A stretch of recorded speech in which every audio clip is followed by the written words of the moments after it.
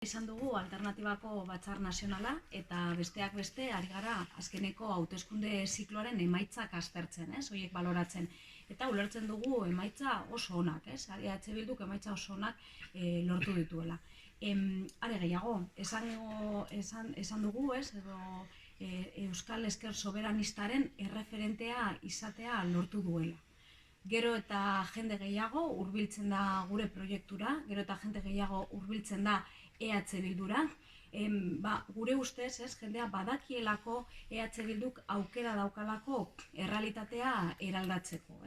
Errealitatea bizitza duinak lortzeko bide horretan aritzeko. Baina lan guztia ez dago eginda, ulertzen dugu Euskal Ezker Soberanistaren eremu hori zabaldu behar dela, eta alternatiba horretan dabil, gaur ere horretan aritu gara, gure asanbladan. Eta ulertzen dugu ere askotariko jatorria dutenen ezker hegemonikoa lortu behar dugula.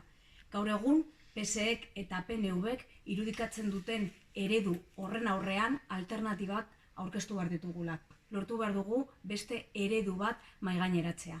Horretarako, hurrengo hilabeteetan, espero dugu hauteskunde gabe, aukerak izango ditugu benetan gure ildoak zehazteko eta helburu argiak definitzeko. Sartu berri garen instituzioetan, baina kaleetan ere. Kaleetan ere ezinbestekoa da lan hori egitea. Azken astetan, behin baino gehiagotan, EH Bilduren izena aipatu egin da, eta hori nahi izan digute alako marra gorriak ezartzea.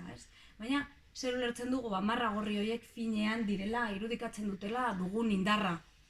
Eskumak beldurra dauka, ez du nahi, EH Bilduk instituzio nagusietan sartzea, badakietelako EH Bilduk han egonda, eredua aldatzeko alduen guztia egingo duela, aldaketa horren motorea izango dela. Hori guztiagatik ulertzen dugu, orain dela 8 urte, abiatu genuen proiektua benetan fruituak ematen ari duela, ikusi dugu nola eman dituen eta etorkizunean seguro hildo horretan jarraituko dugula.